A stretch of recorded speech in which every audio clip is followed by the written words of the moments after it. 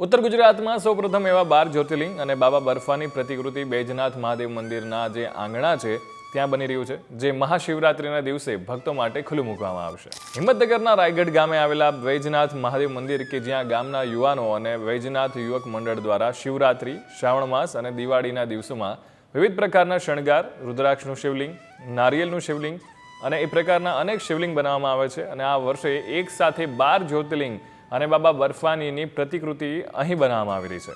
હિમાલયની જેમ ગુફાઓ બનાવવામાં આવી રહી છે અને અનેક વિધિવત શિવલિંગ છે કે જે 12 જ્યોતિર્લિંગમાં છે એ જ પ્રકારના તમામ શિવલિંગ છે એ આબેહૂબ બનાવવામાં આવ્યા છે, જેના થકી જે ભક્તો ભારતભરમાં ભ્રમણ કરી દર્શન કરે છે એ તમામ શિવલિંગ અહીં એક જ જગ્યાએ બનાવવામાં આવ્યા છે।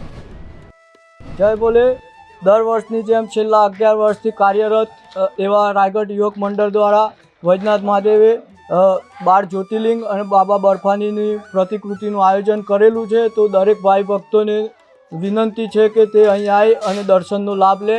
ગ્રામજનો દ્વારા અને યુવક મંડળ દ્વારા ફલાહારનું પણ આયોજન કરેલું છે, તો દરેક વ્યક્તિ ફલાહારનો બી લાભ લે અને જે લોકો અહીંયાથી બહાર જઈ અને જ્યોતિર્લિંગની દર્શન નથી કરી શકે, એવા સક્ષમ નથી, તે લોકો આ પ્રતિકૃતિ દ્વારા પોતાની આસ્થાને ન્યાય આપી શકે એટલા માટે અહીંયા 12 જ્યોતિર્લિંગની સ્થાપના કરેલી છે। 10 વર્ષથી અહીંયા દર વર્ષે કંઈકનું કંઈક નવું આયોજન કરવામાં આવે છે શિવરાત્રિના દિવસે, અને વાર તહેવારે દિવાળી હોય, શ્રાવણ મહિનો હોય, દરેક વખતે કંઈકનું કંઈક નવું આયોજન કરીને અદ્ભુત શણગાર કરીને વૈદ્યનાથ દાદાને પ્રસંગ ઉજવવામાં આવે છે। સૌ યુવા મિત્રો, યુવકો ખૂબ રંગે ચંગે એમાં ભાગ લે છે અને પ્રસંગને પાર પાડે છે। હું પોતે પણ અમદાવાદ નિવાસી છું અને દર વાર તહેવારે અહીંયા વૈદ્યનાથ દાદાની સેવા કરવાનો મને લાભ મળે છે।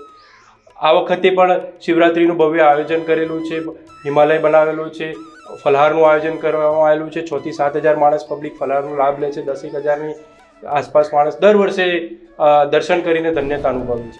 આમ તો અહીં છેલ્લા 10 દિવસથી રાયગઢ ગામના યુવાનો અને બહારથી આવતા તમામ સેવાર્થીઓએ દિવસ રાત મહેનત કરીને 700 ફૂટ કરતાં પણ વધુ કાપડ વડે હિમાલય જેવું વાતાવરણ ઊભું કર્યું છે। તો 200 કિલોથી પણ વધુ બરફ અહીં લગાડવામાં આવશે અને આ ઉપરાંત વિવિધ પ્રકારના શિવલિંગ માટે 200 કિલોથી પણ વધારે પ્લાસ્ટર ઓફ પેરિસનો ઉપયોગ કરવામાં આવ્યો છે। તો શિવરાત્રિના દિવસે ફલાહારનું પણ આયોજન કરવામાં આવ્યું છે અને એક જ સાથે 12 જ્યોતિર્લિંગના દર્શન ભક્તોને રાયગઢ ગામે જ થાય એ માટે પણ એક વિશેષ આયોજન કરવામાં આવી રહ્યું છે।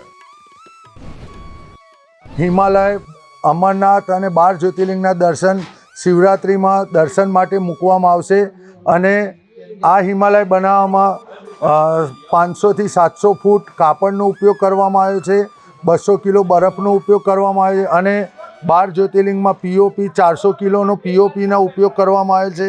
શિવરાત્રિના દિવસે યુવાનો દ્વારા ગામમાં આવેલ શિવ ભક્તો માટે ફલાહારનું આયોજન કરવામાં આવેલ છે।